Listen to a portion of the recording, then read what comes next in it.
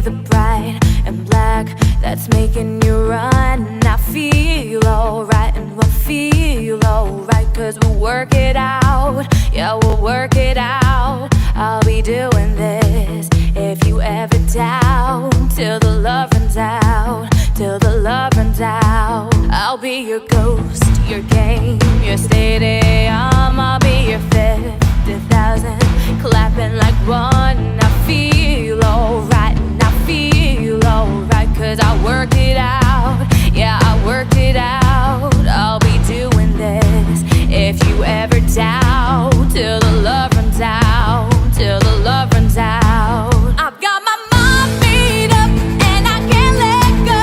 I'm killing every second till it saves my soul. I'll be running till the love runs out, till the love runs out. And we'll start a fire and we'll shut it down, till the love runs out, till the love runs out. Well, hello, I'm Jerry McKee. No, it's not Monday at 7 o'clock. It is Tuesday at 7 o'clock. You know, when you're retired, every day's a Monday, and it's good Monday. Well, we got Gene Ackman for you tonight. It's a special guest. He's got a big event coming up this weekend. Unfortunately, it's not in our neighborhood, but it's in another neighborhood. But I tell you what, it is grand, but you can still go in there and look and see kind of what he's talking about. Now, Gene plays the keyboard. He's in a band called the Butch Wax and the Hollywoods. And some of you kids, y'all don't even know what Butch Wax is, but I do. And he also plays a bass guitar. He plays a regular guitar. He sings, and he's been playing professionally since 1977. Some of his major influences like Ricky Nelson, Don Henley, John Rivers, Paul McCartney, Johnny Johnson. You can hear more about him. Eric Clapton, Chuck Berry, and Billy Peake. We've got a great show for you now. And I tell you what, I'm going to bring him on and let you talk and see. Here's coming Gene. Hi, Gene. Hey, hello. How's it going? It's going great, and thank you for having me. Well, glad you could make it on here. And I'll tell you what, Gene, people's going to see and hear all these performers of these great stars that you performed with, and I was blown away. I said, "Wow, you got to be right there with them." And growing up, Gene, what got you into music? What was your who was your very first thing that you said, "Oh, I've got to play this. I've got to do this." Well, really, I started out uh, playing in the bands at school, and from the time I was in elementary school, and I think all of my brothers and sisters and we all played music. And my mother was a really, really good piano player, but she was just she didn't read. She just could sit down and wail away. So there's always a piano in the house and stuff. So that's kind of how I first got started playing music, doing all of those things. And then of all things, when I was in high school, then I was the drum major of the marching band. So I was the guy out in front doing all those antics. And I got a scholarship to go to college in music, but it was playing a tuba, the big sousaphone and tuba thing, Oh yeah. Yeah. And so I went to college, and, I'm down there majoring in music. To come out, I was going to be a band director and all that sort of stuff, which I didn't really want to do, but I figured if I went and learned a lot of the things at college that you'd have to do when you're a music major, like learning a lot of music theory and just understanding the composition and everything in music. So I did that. And then about I didn't finish college, so after about being in there about 2 or 3 years, I ended up getting a sales job back home in St. Louis, and which allowed me to go out and buy me some instruments. In this case, I bought a bass guitar and I bought an electric piano. And so I really wanted to learn how to play in a band. I didn't want to play a tuba in a German band at some park, So anyway, so I did that, and so I got this bass guitar and I got this piano and stuff. And I just took it in my basement, and I had a couple of specific records. And one of them was this one that was called The Beatles Rock and Roll Music, which was a cutout, but it was all the Beatles songs before they wrote their own. You know, it was stuff like Paul McCartney singing Long Tall Sally, or Lucille, or the Beatles version of Kansas City, and all these great old songs. So I learned on the bass guitar how to play all of those songs, and then I figured I need to learn how to do it in various keys in case you're playing. So I learned all of that. But let me back up a second here first. So I decide I'm going to go in and get me some music equipment to learn. So I go into this music store, and they had this beautiful Rickenbacker bass guitar. It was blonde color, you know, and it was exactly like the one that Paul McCartney was playing in the band Wings. And he played it a little bit toward the end of the Beatles, like on Magical Mystery Tour and all that. And I went in there and I said, yeah, I want to buy that bass guitar. He says, well, and the guy in the store says, well, do you want to play it? And I said, no, I don't know how to play it. I just want to buy it. He said, well, I'll gladly sell it to you. I mean, I have some that's not as expensive as that. In this case, I can remember this was in 77, and it was $440. And so I said, no, I'll take that. I said, that's what Paul McCartney plays, and if that's what Paul plays, that's what I want, because I was a big Paul fan, you know. So I took that bass guitar and everything, and I like I say, I took it back and I started just listening to all these. So I had that Beatles record. I also had Chuck Berry's Greatest Hits, and so I practiced on all of those things, and I learned all those songs, and then I started, you know, sometimes living in St. Louis, Chuck Berry would come in to some local clubs, and sometimes he might set in or whatever. And I just thought, you know, I'm going to learn every one of Chuck Berry's songs in case he ever comes into some place where I'm playing, so that I would know how to play his songs and so forth. So, you know, I kind of did that. The bass guitar came a little quicker to me than the piano did, but I really loved playing both of them. And so it wasn't very long after that, you know, I got together in a band, and that band was kind of a country rock band. And we were playing at the time, 77, 78, 79 and stuff. We were playing the stuff like Charlie Daniels and Willie Nelson and Marshall Tucker and Leonard Skinner and that kind of music, that kind of rowdy country rock music that was popular at the time.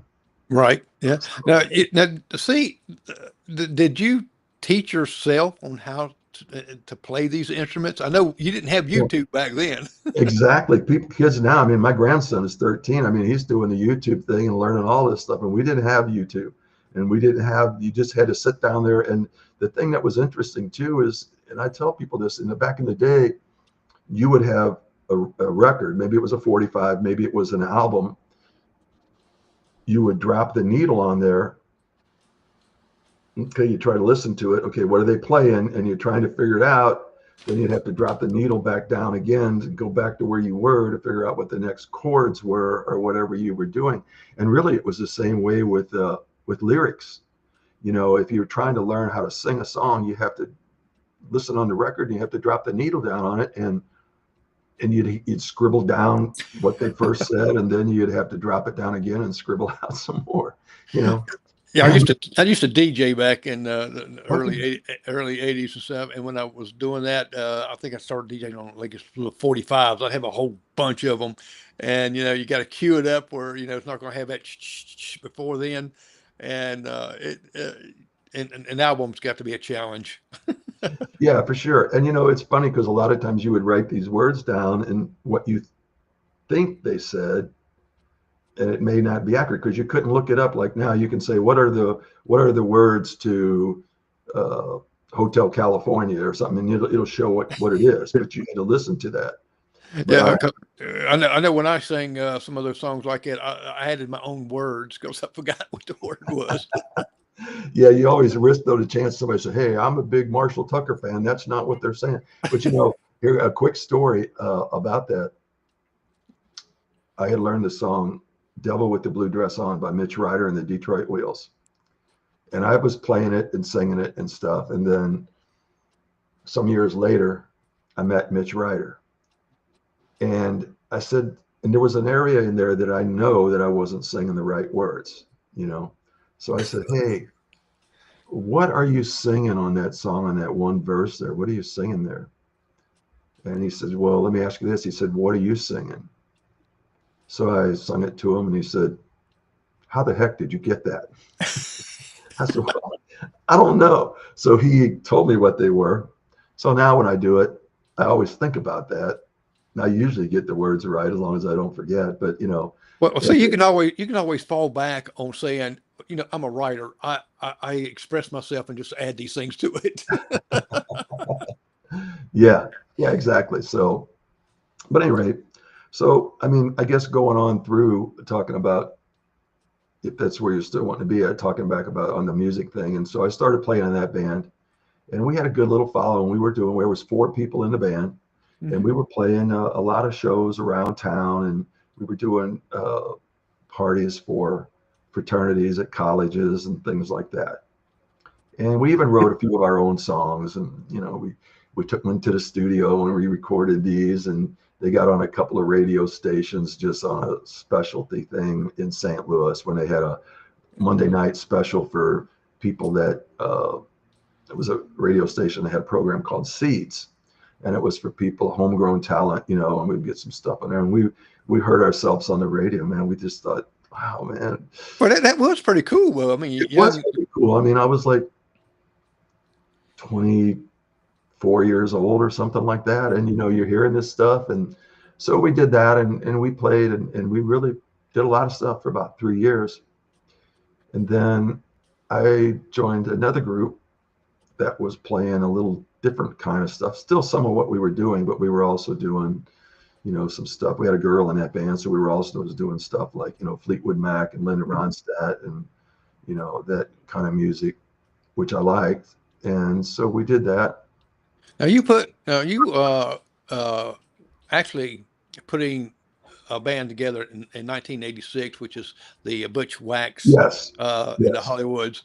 Uh, and like a lot of people don't know what Butch Wax is, literally, because I couldn't wait to get that Butch Wax to put on that new haircut I had that stuck straight up, uh, and all. But uh, how did you come up with this name? This name? Well, you know, by the way, I'm over at my girlfriend's house right now, because if I was out at my house, I would show you a jar of Butch Wax that I still have, the actual jar of Butch Wax.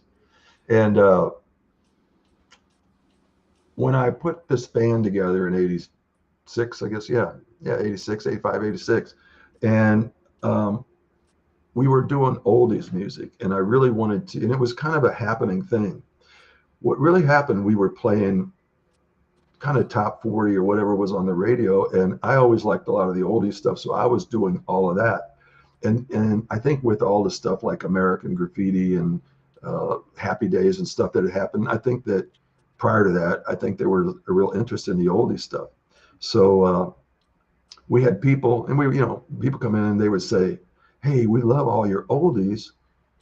We will pay you X amount of money to do it if you just do an all oldies show. And in this case, it was like 4 or 5 times the money that we were getting, Wow. and which suited me fine because I like to play the old stuff anyway. So we put that together. And so I wanted to have a name that would kind of represent what we played and kind of make it sound like you're an oldies band or a retro thing or whatever. So I said, well, I want to go with Butch Wax and something. And I said, I'll just kind of go as Butch Wax, and we'll have Butch Wax and whatever, the Cadillacs or whatever that sort of rhymes or something like that. And so one of the guys said, how about the Hollywoods? Because a Hollywood was a kind of haircut that, you combed it back like into a DA and all that sort of stuff. And I said, man, that sounds great. So we hit Butch Wax and the Hollywoods, and I just thought it was a really clever name, and nobody else would have it, So Now you played in some bands like Ruckus, Windfall, and Route 66, yeah, and Billy Peak's band. I did. And for those people that may not know Billy Peak, Billy had been he had been playing with Chuck Berry in St. Louis, and he was on Don Kirshner's rock concert one night with Chuck, and he did a lot of stuff with Chuck. And while he was on there, then Rod Stewart and Ron Wood were watching this Don Kirshner's rock concert, and Chuck gave Billy a bunch of guitar solos and everything. And the story is that, you know, because Ronnie Wood was leaving to go join the Rolling Stones, and so Rod was looking for a guitar player. So the story goes is that, you know, Ron Wood said, "Hey man, they're in their hotel room. They see this on TV. Man, you got to see this guy playing the guitar." So, at any rate, so then Rod Stewart calls up Billy. So Billy starts playing with Rod, and he played on, you know, I think 4 or 5 albums, and he was the one that played all the guitar parts on Hot Legs, you know, that was on that. Yes. Yeah. And so, so at any rate, so Billy was out playing, and sometimes when Billy would be off, say maybe he was off for a couple months from playing with Rod Stewart, he would be playing in St. Louis, maybe just with a little band that was at a bar or something. And he would be sitting in, and they would do a little Chuck Berry set of music. So I'd always go out, try to see him wherever I could see him at. And so I gave him a business card and everything. Said, "Hey, you know, if you ever need a bass player, you know," I said, "I am available, and I know all of Chuck Berry's songs and stuff." Well, you know, some years went past and everything, but I mean, then I guess it was in '81. Then Chuck's management, they decided they were going to just go with a whole brand new band for Rod, because they were trying to kind of chase the little bit of the new wave thing and all that sort of thing. And then Billy came back to St. Louis, and I got a call from his piano player, said, "Hey, you want to come over and audition for Billy's band?" I was like, "Wow, that would be great." And I just started thinking about it. And I went in, and they had it set up that was in a nightclub. And I remember going in there. I can remember that the carpeting and everything on the stage was red, kind of like a red shag and things and everything. And got up there on the stage, and I thought, "Wow, man, I'm going to be playing bass guitar with Billy Peek, who's played with Rod Stewart and Chuck Berry and all these people." But I really wasn't nervous. I was excited because I really wanted to get the gig. And I just thought about all those times down in my basement when I first got my Rickenbacker, and I was listening to those Chuck Berry records. I said, "Man, it ain't gonna fail you now. You've learned all these songs." So anyway, we do this, and so I get the job, you know, and I was so elated about it because it was kind of like one of the primo jobs in St. Louis, getting to play with Billy Peek, you know. Oh yeah, that would be great. I think he left what Rod Stewart, Rod's band back in 1981. Yeah. Mm-hmm. Started Yeah. his. And he started out there, I think it was in 74 maybe. And at first they just called him up and had him come out and play on an album. And so he played on that album. And, you know, when he said when they got the call, he's like, "Okay, one of my buddies is calling me up, pulling my leg here, telling me that, you know, they're Rod Stewart and I'm going to come out here." And so, but we played, and it was great. And, you know, the thing is, sometimes, well, frequently, you know, Chuck Berry would stop into where we were playing, and so would Johnny Johnson. Now, a lot of times Chuck would come in there, but he would not get up and play. He would just kind of come in and sit there, and he would drink a glass of orange juice and just hang out and listen to Billy, because Billy was his buddy, and it's kind of a Chuck Berry protege. Billy Peek was a Chuck Berry protege. And after playing with him all those years and stuff, and that's what Rod really liked, because Rod liked all that old rock and roll, and that's why he hired him. So, but it was a real thrill for me, and it was a great experience for me playing with Billy, because I really kind of learned how to be a pro, honestly, and getting people come into clubs or whatever and play with Johnny Johnson, who played piano, and he played on all of Chuck Berry's records. Well, I think he was about 20 years with Chuck Berry, somewhere like that. Yeah. You know, he did. And all the hit recordings, every one of those hit recordings, you know, were Johnny was playing the piano on, you know, and they were kind of partners, really putting those songs together in the early days. You know, Johnny was there from the get-go, you know, and when, in fact, you know, it was Johnny's band called the Sir John's Trio. And one of the guys I think it was 1952, was had come down sick, and Johnny knew who Chuck was, but Chuck wasn't famous or anything. He was just a local musician. So Johnny called him and said, I need somebody to fill in for me on New Year's Eve. Would you be available? I said, sure. So we go down, they played this New Year's Eve thing, and then it kind of took off from there. And as they continued to get more work and stuff, I think he said, well, maybe we should call it the Chuck Berry combo or whatever. And so Johnny was an easygoing guy, so he just felt like, well, Chuck's a go-getter. We'd probably get more jobs, with Chuck. So that's what they did. And then in 1955, was it Chuck Berry Music and the Blues? Was that? What is it now? Was it Chuck Berry Music and the Blues? Yeah. Yeah, it was. And so, but then in 1955, they drove up to Chess Records in Chicago, and they recorded their first 4 songs, and then it kind of just took off from there. They recorded Maybelline. They did a blues song called Wee Wee Hours, and they did. I see my grandkids down there waving to me. And Wee Wee Hours, and they did Back in the USA, and they did Too Much Monkey Business. Yeah. And Now that's what kind of took the thing and really took off. Now Billy is the one that introduced you to Chuck Berry and Johnny Johnson and Carmine. Yes, Carmine Appice. Yes, he did. Yes. And you got to play with I just blew away. You got to play with all of them. That is so neat. Well, that's true. And I'll tell you, oh man, and Carmine's still out there playing. He played with he was a drummer in original Vanilla Fudge, and he played with Rod Stewart, and he played with Cactus, and he played with Ted Nugent and Ozzy Osbourne and all these people. I didn't play with them, but Carmine did, but I got to do some stuff with him. So, but that was just, was thrilling stuff. And then when my daughter was born, I took a couple of years off and didn't do anything. I just took care of getting my daughter, raising her and getting her up and going, from being an infant.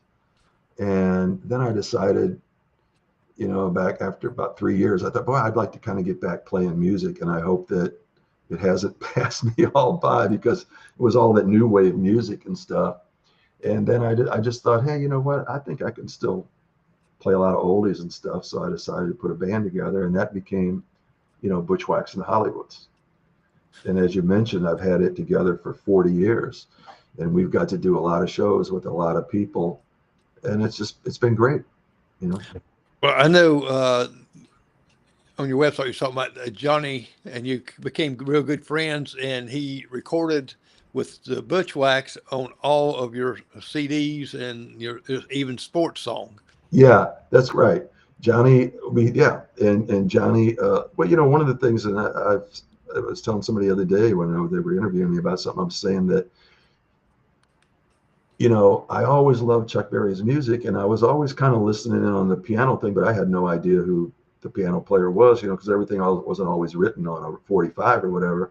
And then when I kind of started doing stuff with Billy Peake, he schooled me on Johnny Johnson, and I kind of sought Johnny out and to try to find him and where he was playing and trying to learn. I didn't master it, but I wanted to try to learn to play like he did, And so, that's kind of how that happened. But yeah, I'd go out and see Johnny at all these little nightclubs and stuff, Now you talk about your first guitar that you bought. I think it was a Rickenbacker. I just wonder how much today that would cost. Probably about $3,500, something like that, I guess, but it's been a good investment for $440, because I made a lot of money while I was playing it, and it's still worth it, and I still have it. A lot of people get rid of their stuff, but I still have mine. Well, if it's good enough for the Beatles, it's good enough for you. Go. Right? That's exactly right. Yeah. And so, and Randy Meisner from the Eagles, he used to use that same color Rickenbacker and stuff too. So, it was a good company with Randy and Paul McCartney. So, but anyway, so I going back to that, so I put because you were asking me about Johnny. So we Bushwhacks, and we did some CDs, and Johnny would come down and play on them. It was a thrill. It was a thrill to have that. And, we did those, and most of the stuff we did were cover songs, but we did a few originals, but Johnny would play on it. And then you talk about the sports songs. I had written some songs for, in St. Louis, you know, for the sports teams. Now, Johnny Johnson was a huge St. Louis sports fan. And so when the Rams were here, the Rams, St. Louis Rams football team, they ended up going to the Super Bowl. So as they had gone along through there, I wrote a song that became their mantra. And it was called Gotta Go to Work. And it was really, it was so cool because, you know, it really, the coach of the football team's name, that was when Dick Vermeil was the coach. And I'd seen something in a newspaper article, and he said something to the effect, yeah, we do this little thing at football practice, and we're trying to get it to catch on, and it's called Gotta Go to Work. So we'll say, you know, hey, special teams, what are we going to do? And they'd all holler, gotta go to work. You know, or he'd do the same thing with the offensive line or whatever. But he said, we're trying to get it to catch on as a slogan in St. Louis. So I sat down on my piano in my basement at my house. I just started writing that song, you know, and it was kind of a crowd participation type song. And so then I got together with my band, and there was a DJ in St. Louis, and their radio station was the home of the Rams. And, you know, I called him up and I said, hey, you know, we're doing this song, you know, and would you want to, you know, come and sing backups or something like that on it? And he's like, well, yeah, because he's a singer in a band, you know. Yeah. But he said, hey, you know, hey, partner, I'd like to sing the lead vocal on it. And I thought, well, okay. I mean, it might be better having him sing it or whatever. So whatever. So we got together, sat down with all the guys, had a horn section, all my guys in my band sit there and did it out. Took it down to the studio. That was at a practice. Went down like the next day to a studio, and we recorded it and burned it off onto a CD. And the next day it was getting played all over the place in St. Louis because the Rams were right in this run to the Super Bowl, and they were winning. It was excitement. Every game was sold out, blah, blah, blah. So they would have us come down and play at these rallies as it continued on to the Super Bowl. Several thousand people. You know, and the way that the song would go, you know, like it would say, you know, people stand and shout it, let it be heard. Come on, all you Rams fans, gotta go to work. You gotta work. And everybody's like, gotta go to work. And everybody would sing it wherever you were, in the stadium or whatever. And so it was just very cool. But they had to be really exciting to write of some music. And for the Rams to use this in the Super Bowl and to be part of that, all that excitement, you know, because they're going to the Super Bowl. As it materialized, you know, as it continued. The thing about it was, though, because I didn't write this at the beginning of the season. I wrote it about towards the end of the season when they were really going. And it's like, hey, these guys are real. Oh, they have a real chance to be going to the Super Bowl. And we would play at these things and these rallies and these events downtown. But then at the end, when they won the Super Bowl and they had a Super Bowl victory parade downtown, Johnny Johnson and I played down there in this band. And they had all the Rams players coming in blue Rams pickup trucks. And they would get out and they would come up on stage with it. It's Got to Go to Work is about a 3-minute song. This was about a 35-minute song because we had to keep repeating it because all these Rams players were getting up on stage singing along with this song. And Johnny was having a great time because he had some just beautiful piano stuff in there. And it was very exciting. And like I say, all the owners of the team and all the players and stuff were on stage singing it, and the fans were. It's something that was a really big night. I'll always remember that. And, you know, it was funny, man, because back then, you know, you didn't even have, we got this thing together. So I burned off some CDs and whatever, quick overnight CDs, several of them, because people were wanting this. It was just this song that was on a CD. Mm-hmm. And so people were wanting it for their Super Bowl parties. bars were wanting it for their jukebox for a Super Bowl party. So, and these guys, and there was not we didn't have necessarily a venue to sell it from because it was churning so fast. So, I was selling it from my house. I was taking CDs in gym bags and going to bars and saying, "Hey, I'm the guy that," and people say, "Oh," I had guys that had nightclubs that say, "Hey, well, I'll give you $100 for one of your CDs." And I said, "Well, I live, well, hey, I'll drive out there, just, do this." And so then the grocery stores bought them and it was all in there. And it was great. 'Cause That's great.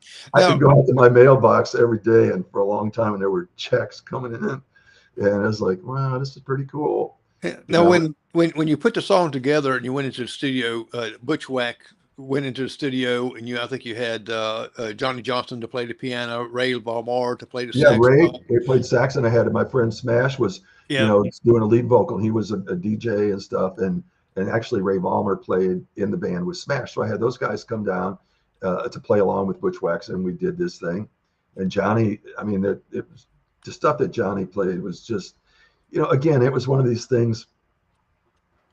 I thought, yeah, it's a pretty good song, but when Johnny came in and put his groove on it, his piano stuff, it was like, wow, this is pretty good. and just because of that song, they went on to win the greatest Yeah. Super Bowl game ever, all because of your song. Well, I don't know about that, but it was cool to be part of it. And like I say, then after that, it there was just a lot of activity around that, and it was just a fun thing to be part of. And like I say, my friend Smash there, he had the radio station that was the voice of the Rams, so those guys were playing that song constantly out there.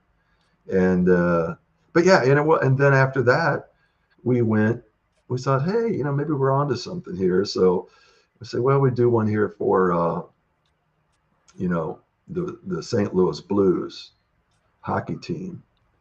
So we wrote one there. It was called Let's Go Blues. And again, Johnny Johnson came down and played on it with us. And the cool part about that is they used that song for on the Jumbotron, yeah, when the skaters would skate out, introduce the St. Louis Blues, and they would do it, and they would be playing our song on the Jumbotron up there. And it's like, go down there to those games, and it was like, wow, this is pretty cool seeing your stuff, hearing your stuff up there while the Rams are skating out. Well, And how did it feel? the How Blues, did I must say. how did it feel at the Rams Super Bowl victory parade and celebration, having over 250,000 people singing it along with that song? It was amazing. I tell you, it was amazing. And I just was sort of pinching myself on it. And I thought, well, what I thought to myself? I thought, wow, this is really great, with all these people here, but it's kind of it's just local. I mean, as far as that crowd that night, Uh-huh. I mean, a lot of people. And I thought, just think about people like the Eagles, everywhere they go, people know their songs and they sing along and everything. So I can get that, because what they were doing here, and so during that time, I still have a book of letters that I got from all over the United States and even the world. People would send this stuff to me and say, we love this song. My grandson and I will get up and dance when we hear this, or if the Rams are losing, we play this song. And my granddaughter and I, we live in California or wherever they are, and they say, we get up there and we start dancing to this. And it's a great memory that I'll always have, dancing to this song with my grandkids, watching a Rams football game and stuff. And I still saved all of these letters that I have in a big binder, of just, just Well, just you also wrote for the baseball Cardinals. I did. And that song, I really like that song. It was called Pennant Fever, which is, when you're going to get to the league championships, that's considered the pennant, and so I wrote that, and I really like that song a lot. And it it's been a while, but it started off like with the crack of the bat and the cool fall air. There's only one place you got to be there. It's called St. Louis, Missouri, baseball town, USA. There ain't no doubt about it. The Cardinals are going all the way. That was the first verse, and then it goes. I would list the name of some of the players that were on the team at the time, like Albert Pujols and all these guys. And I had that in there, and then when it would go into like a thing like, "Come on, we've got pennant fever. Come on, pennant fever." Having lots of fun at the old ball yard. Rev it up, Redbirds, let's go Cards, or something like that. It's been a while since I've done it. And so we did it. And then at the end, and Johnny Johnson's playing beautiful piano. And the end of that, Ray Vollmer, the sax guy, he and Johnny go into at the end of it, and they're playing "Take Me Out to the Ball Game." In time with the rock and roll kind of version we have of Pennant Fever, because it was all up tempo stuff, Right. And so they're doing this, and it was just a really nice thing on that. And on that one, I think I had Danny Liston sing that, and then a guy named Charles Glenn. Charles was the singer for all the Blues hockey games, their national anthem. Did that for like 20 years. Well, And I was reading some of your information, and in early, I think 2003, you had Johnny Rivers came to St. Louis and participated on some recordings you were doing with Johnny Johnson. And Johnny Rivers spent like 4 days in St. Louis. Y'all recorded 3 songs in the studio together and did some bumming around. How cool is that? I love Johnny Rivers' music. I am such a Johnny Rivers fan, and it was so cool. Well, I started working on this Johnny Johnson CD, Uh-huh. and and Johnny Rivers, of course, started his career out by recording a couple of big time hits that were Chuck Berry's, like Memphis and Maybelline. That's how Johnny Rivers got his start. And so anyhow, uh, I was calling some people to see if they would be interested in playing on this album. And I thought, I've always been a big fan of Johnny Rivers, and he was a big fan of Chuck Berry. So I know he knows who Johnny Johnson is because Johnny played with Chuck Berry, Follow the Trail.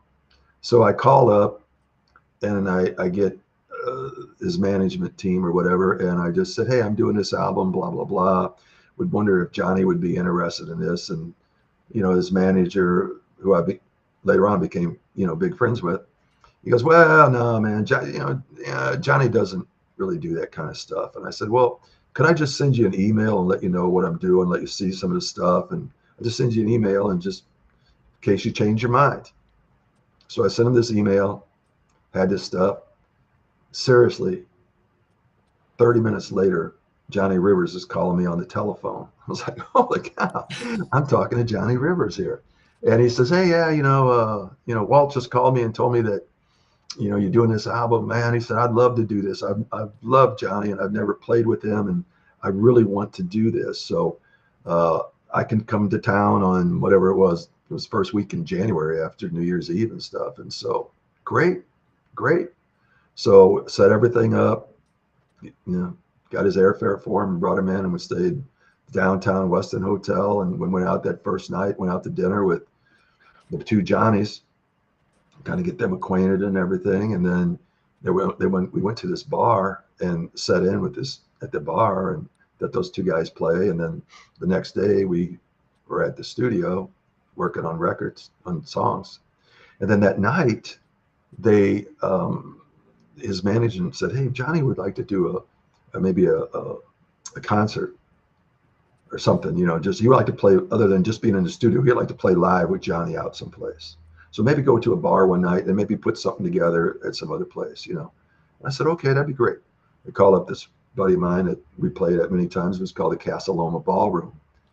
There's a big ballroom down in St. Louis. So we set this deal up. And it was kind of a hurry up thing, so it didn't have time to do a whole lot of advertising on it. But so anyway, the tickets were, I think, only $20 or something like that. And my band was the backing band for both Johnnies, And so the agreement was that we would each take 25%. So the Casa Lobo Ballroom would get 25%. I would get 25 for me and my band. Johnny Rivers would get 25%, Johnny Johnson 25%. So we do it. It's a great night. Everything is just wonderful. And so we get done. I get my share. Now we had to drive. This Casa Loma Ballroom was not necessarily in the best part of town, so I had to drive. So they give me, this is a true story. This is not a Chuck Berry story. They give me all this money in a grocery sack, brown paper sack, a grocery sack, and it's 12:30 at night. Now Johnny Rivers and Johnny Johnson have already left to go back to the Westin Hotel. So my girlfriend and I'm just like, I just want to get back there with this money, and not get mugged or whatever. So we get back there, and it was like our share of the money total in that bag was like $12,000. And so, as we had about 700 people there or something like that, plus people that got free tickets to it. And so the next morning, because Johnny Johnson had kind of been overlooked for a long time, and he didn't make the money that a lot of people did because he wasn't on any of the copyrights or anything. So we go down and sit down at breakfast. Here's this stack of money, Johnny Johnson. Here's your $4,000, Johnny Rivers. Here's my $4,000. Johnny Rivers slides his pile of $4,000 over and puts it in Johnny Johnson's pile and said, "Here, you take mine." So Johnny Johnson walked out of there with $8,000. Wow. Somebody, and Johnny Rivers gave him that money, because we all, Johnny Rivers has made a lot of money. Johnny Johnson didn't. When you think about it, if you watch the Hail Hail Rock and Roll movie by chance, they talk about how when Keith Richards got all these guys together for that movie, Johnny was driving a senior citizens bus in St. Louis because nobody kind of like knew who he was. And after that movie came out, everybody sort of learned who he was. So, but anyway, I just thought it was very cool. Johnny Rivers does it. So we go down to the studio, we do this, we go out dinner, we go out and have, drinks after the sessions and stuff. And it was just great stuff. And he wrote these songs. And so anyhow, we did that. And then Johnny Rivers and I became really good friends. Yeah. So I would go out to Beverly Hills where he lives at, and we'd go out to dinner in Beverly Hills, and we would do some concerts together, and he would go come into St. Louis and play with my band. I mean, I got a call one day from him, and he says, "Hey, I'm coming through St. Louis, and was thinking about maybe hanging out for a couple of days and just bumming around with you. Is your band playing anywhere?" I said, "As a matter of fact, we're playing a Sunday night concert in the park. And if you could come in then," I said, "we could do that, and you could play with us." And he said, "Well, okay." He said, "I'd probably leave town on Tuesday because I'm going to go to Nashville and do something down there at the Grand Ole Opry and blah, blah, blah." Mm-hmm. So I pick him up, and I said, "Hey, how much do you," it was a 2-hour show we were doing that night. And my guitar player in my band had just broken his hand, and he couldn't play the guitar. Oh. So, but I thought, okay, well, Johnny's coming in. So I said, "Now, Johnny," I said, how much do you feel like playing tonight?" He goes, "Well, I'll whatever you want me to do, I'll do." And he said, if I don't," and I said, "Well, how would you be about playing the whole show with this? Because my guitar player broke his hand." He goes, "Yeah, okay, man, I'll do that." He said, "If I don't know the song, I'll just kind of lay back and play kind of quiet." But we picked most of the songs that he knew, because Johnny had recorded a lot of songs, even cover songs. So let's take you back in memory lane. Let's look at some pictures here. Oh Now, boy. Yeah, that's when the band started. That's me on the left in the red shirt. Wow, look at that black hair. Yeah, man, you're styling. I got my Miami Vice suspenders and kind of pants on there and stuff. I was got my Miami Vice look going on there. And right to the next to me, that's actually my sister. She was the girl singer in the band, and she also played saxophone. Oh, wow. And she was a music major, and she was a music teacher, in the school that I went to. And so yeah, that was our very first thing of Bushwhacks in Hollywood. That's cool that you pulled that picture up. Whoa, that's enough. That's another Butch Wax and Hollywood's thing. Where that's at some diner in St. Louis that was all fixed up with 50s and 60s motif. Yeah, I But just noticing the pictures. I'm taking some of the years there, and I'm just looking at the wardrobe. well, yeah, and at that time we were just kind of like trying to act like some hoods or whatever, I guess, you know. And then as it kind of went on, we started dressing differently and stuff. But this here would have probably been in about I don't know, maybe 87 or 88 or something like that. I'm not sure. Yeah, that one was about the same. They were still doing that. And we had two girls in the band at that time, which was great because, you know, they had their thing out front. And we would do a lot of the old stuff like the Supremes and Martha and the Vandellas and even some older stuff like, oh, the Shirelles, music like that. The girl groups from the late 50s and early 60s. Oh, look at there. We got the Yeah, gold May going there. kind Girls of are like the disco days. It's Yeah, well, I mean, you know, Elvis had the gold May thing, and but we were yep. still doing the oldies. And the guy in the red jacket there, his name is Pat Liston, and Pat is just amazing, amazing singer. I mean, we all sang, but Pat, we would bring Pat out and do a little feature with him. We do these old R&B songs and stuff, and he's he's written countless songs and had a band called Mama's Pride, which these guys were at one time were Greg Allman's backing band and stuff. And Pat just wow, when he would sing that stuff like higher and higher and I feel good and Papa's got a brand new bag and uh, you know up uptight by Stevie Wonder. What's the one I'm trying to think of Tom Jones? It's not unusual. He'd come out and do It's Not Unusual. Man, he would do all this show, man. He would swirl around, kick his leg up over his head. Yeah, it was Wow. great. It was great. I love the car. Yeah, that was a friend of mine. I think that what is it? What this is the first year of the T-Bird. Is that a 55 or 57? I don't know. I think it's the same like the one that was used in American Graffiti. Yes. So we had the blue jackets on there, and those guys, most of those guys were all in the band for a really long time.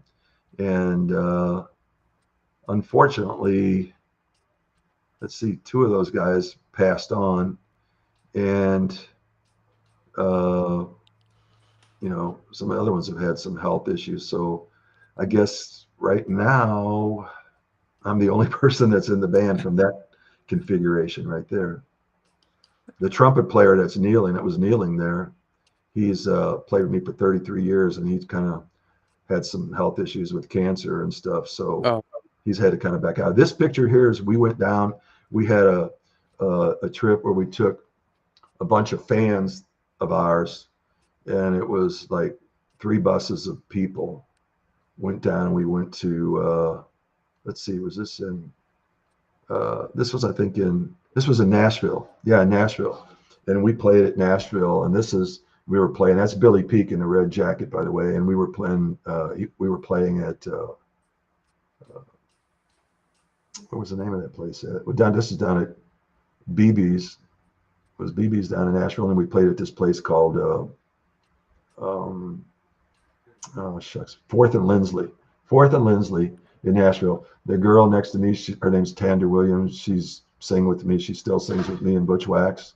And the other gentleman was the band leader for the house band at BB King's. there we go.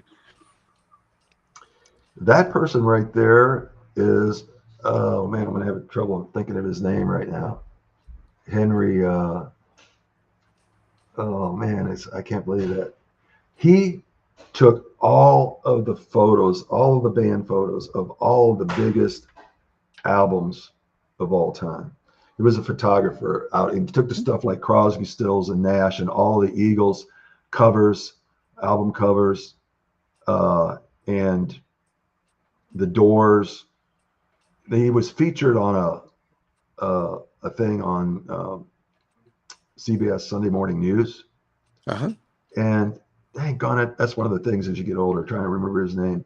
But any rate, so I was at an event, and he was there, and I just went up to him. I said, "Hey, are you and he said, yeah. I said, well, man, can I get a picture with you because I'm here doing this and blah blah blah. And then I really dug into all of his stuff and see he also plays music, but all of the album covers that were these iconic album covers, he took those photos. Wow. All the stuff back in the California days and that. Yeah. This is one of the posters that we did on a show with Johnny Rivers. Like I say, we worked with Johnny on numerous occasions, and this one I'm pretty sure was when we did a show in St. Louis at a place called The Pageant, which is a nightclub that seats about 1,500 people, a theater nightclub, and it was sold out. And my band opened the show, and Johnny actually brought his California band in with him, and they did his portion, and we all got together at the end, and we all played together at the end. That is Bushwhacks today. Those people are all in the band today. Other than the guy with the black hat back there, he's the one that's been with me for 33 years, and he, like I say, he has had some battles with cancer, and he's doing okay. You know, matter of fact, he came out and sat in with us this past Saturday night. But yeah, that's our group today. That's me in the middle there, and Yeah, I recognize you in the middle of that. okay, yeah. This is our little side project, which is called the Garden Party Band, and it's the three of us from Bushwhacks, but we play a lot of wineries, and it allows us to go out and play some places, that aren't as big that they can't afford or put all of us in Bushwhacks into the place. So we do a lot of these shows out at wineries, and these two people are just people that were there, became fans. I saw them sitting there, and I went over to the lady and I said, what kind of song would you like to hear? And she goes, well, she told me what her name was, and she said, I'm 94 years old, and that's my husband out there on the dance floor, and he's 96 years old. Wow. And she told me what they had been married for, like, I don't know, 70 plus years. I said, well, I'm going to send a song out to you. She goes, well, I can't dance but he can. And she said, and she goes telling me this story. I just met her, and she's telling me the story about how she met him at where they worked and all this kind of stuff. And they had a couple of adult kids, obviously, that were there. So I played this song. We did two songs. We played a song by Vince Gill called "Look at Us." It's a great song about through the years and staying with each other and all this kind of stuff. We did that. And then we also played "What a Wonderful World" by Louis Armstrong for them. And it was just, one of those moments. You do this stuff, and then, the daughter came over, and I think she said she was 65 years old or something like that. And she said, you don't know what this did for me and for my parents today. She said, because I just found out, she said, I have stage 4 cancer, and this really helped lift my spirits today and lift my parents' spirits and stuff. And anyway, that's how that picture got on there. That's good. That's a good story right there. Thank you. That is at 3rd and Lindsley nightclub in Nashville, where we played on that. We took that trip where we had all the busloads of our fans, and they followed us all around town, and it was amazing. We stayed at a great hotel, and and that was with Billy Peak and us down there. We've talked a lot. I want to before we talked about your Johnny Johnson and the benefits you're doing at the library. We'll talk about them, but I want people to hear a little bit about your music. I want to play a little, not just a little snippet, but a couple minutes of your music. Okay. What song is it? This is the multiple songs. You got multiple songs in here. Okay, great.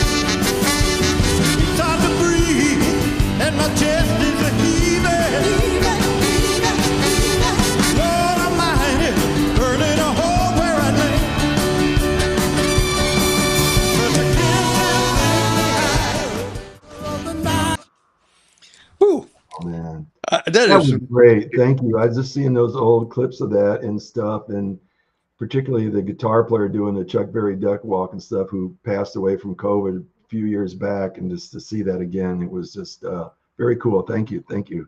well. The music was spot on. It is great, and I ran across that, and I was like, "Gosh, this is the variety of all of it there." And y'all, you've got the sound. You got everything there.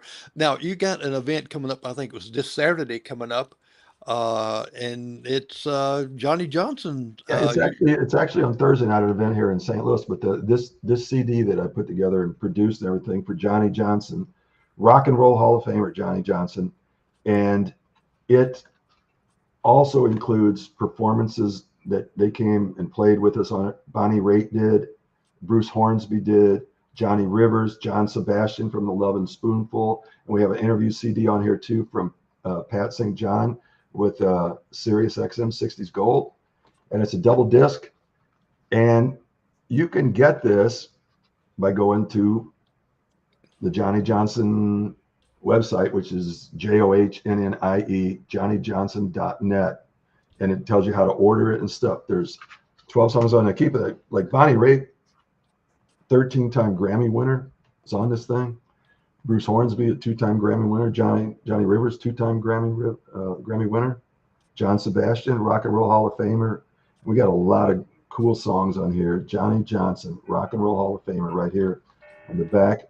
Looks like that's got all the songs on there.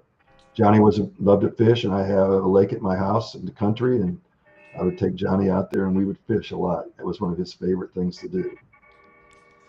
Well, we're at the top of the hour, and also they can contact you with that information. I'll scroll down to the bottom and to get Yes. more information.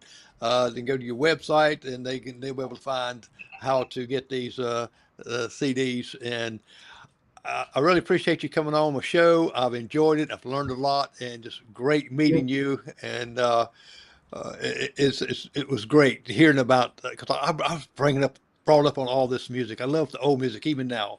I go out on my porch. I set up my big speakers and I blast our neighborhood. Well, they'll call me or send me text. Hey, can you play this? And I have my own little concert out there with all the old music. Yeah, I And like it. Well, I got to say, it was really, really a delight to be on your show. I really enjoyed it. I can't believe the time's gone by already. So you have to reach out to me again sometime, and we'll do version 2. we definitely have to do that. I'm going to put you backstage a moment, and I'll be right back with you. I'm just going to sign off, and I'll come back right to you. Okay. Okay, thank you. All right. You have been listening to Gene Hackman. It's not Gene Hackman now, not the movie star, but I tell you what, he is a star. And you've learned about the Bushwhacks and the Hollywoods. They're up in the Missouri area, and you can just go to the ticker underneath and find them. You need to listen to them, and if you're up that area, find out where they're going to be at. Go to the website; it tells you all that information there. And also, I'd suggest to get a CD of Johnny Johnson there and all the songs and the background stuff that's there, and you will enjoy it. It's some great music.